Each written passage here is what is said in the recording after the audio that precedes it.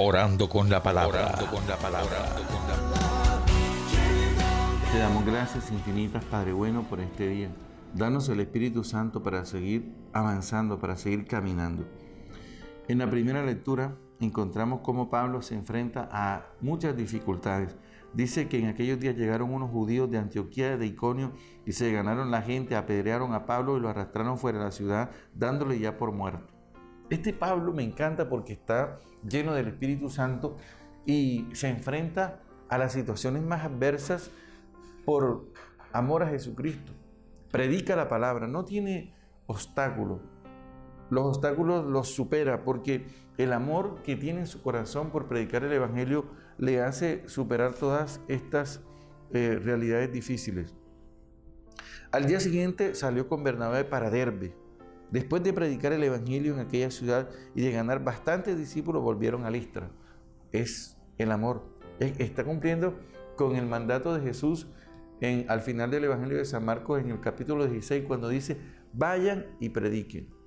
Pero nosotros, ahora asumiendo esta palabra, y ustedes también que me están escuchando, ¿cómo podemos nosotros ser así de intrépidos como San Pablo? Bueno, piensen ustedes, primero saludando bien a las personas, con alegría, porque el saludo es un buen signo de que estamos en comunión con Dios.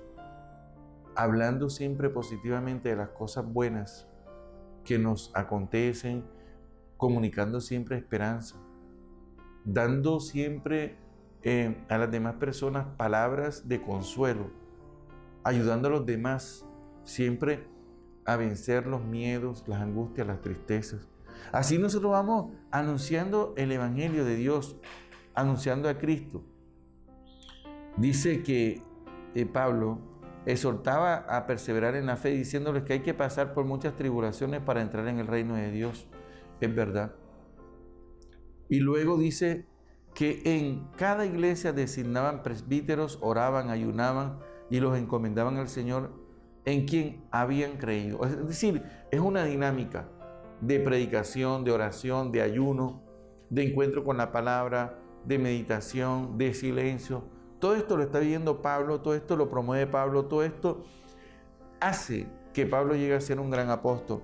Atravesaban Pisidia, llegaron a Panfilia, después de predicar la palabra en Pergue, bajaron a Atalía y allí se embarcaron para Antioquía, de donde los habían encomendado a la gracia de Dios para la misión que acaban de cumplir. Salieron de Antioquía, regresaron a Antioquía. Recuerden que este es el lugar, el centro de evangelización, donde los apóstoles, Pablo recibe, Bernabé, hay una gran escuela de espiritualidad. En ese lugar fue donde se escribió el Evangelio.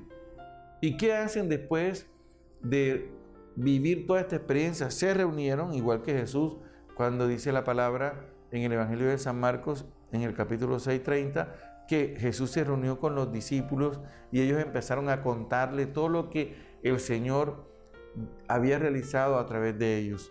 Al llegar reunieron a la iglesia, les contaron lo que Dios había hecho por medio de ellos.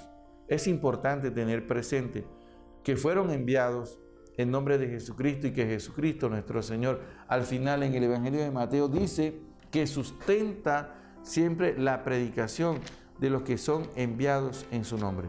Voy a buscar el texto de San Marcos 16 al final, donde aparece esto. El Señor Jesús, capítulo 16, 19. El Señor Jesús, después de hablar con ellos, fue llevado al cielo y se sentó a la derecha de Dios. Ellos salieron a predicar, así como hizo Pablo, por todas partes, y el Señor los asistía y confirmaba la palabra con los signos que la acompañaban, signos que acompañan la palabra. Lo que está haciendo Pablo, que sanaron un paralítico, que la gente volvió a la fe, todo esto son signos cuando se predica la palabra de Dios. Y cómo había actuado Dios por medio de ellos y cómo había abierto a los gentiles la puerta de la fe. Siempre el Señor va a tener mediadores históricos de los cuales se vale para realizar su proyecto de salvación. Bendícenos, Señor, y danos la gracia de predicar siempre tu palabra. Amén. Orando con la palabra.